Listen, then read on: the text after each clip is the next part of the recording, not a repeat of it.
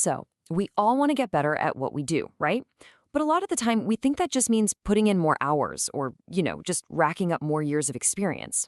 Today, we're going to unpack a professional's toolkit that goes way beyond just doing your job and gets into the heart of truly understanding and improving how you do it. I mean, does this sound at all familiar?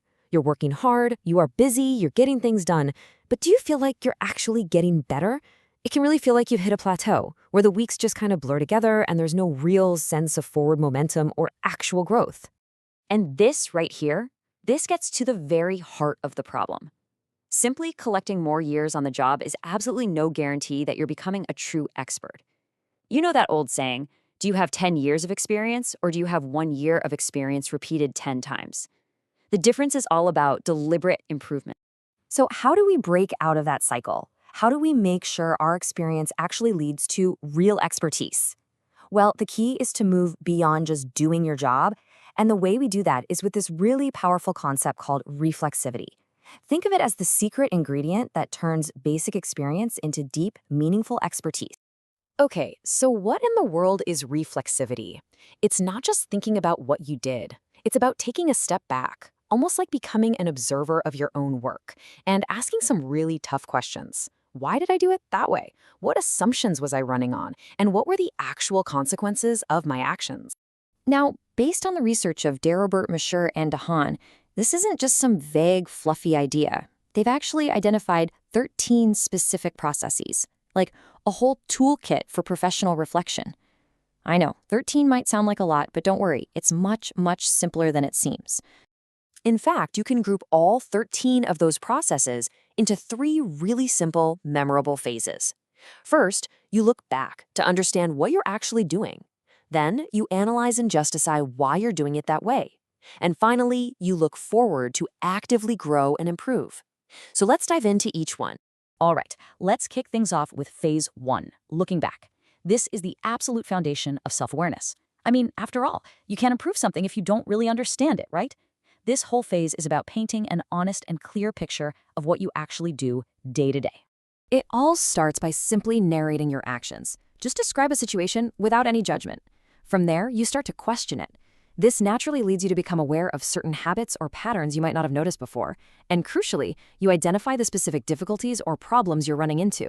This becomes the raw data for all your reflection.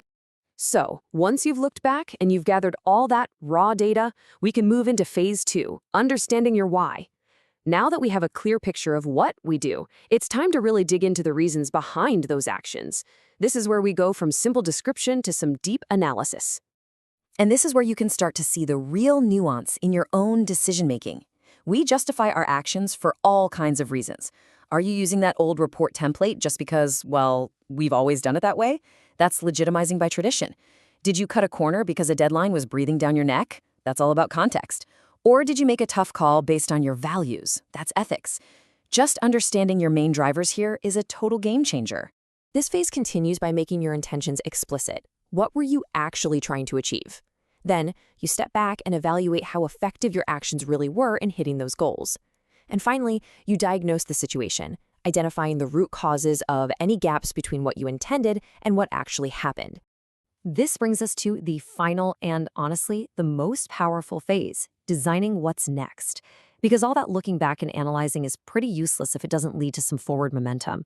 This is where all that reflection turns into real action. First, you propose alternatives. And don't limit yourself. What are all the different ways you could have handled that situation? Next, you explore them. Pick the most promising one and actually try it out. This is not just a thought experiment. And finally, you theorize. From what you learned exploring, you create your own new principle or rule of thumb. This is how you build a personal playbook of what really works for you. Okay, before we finish up, there is one absolutely crucial point to understand about this entire model. It is not a step-by-step checklist that you finish once and you're done.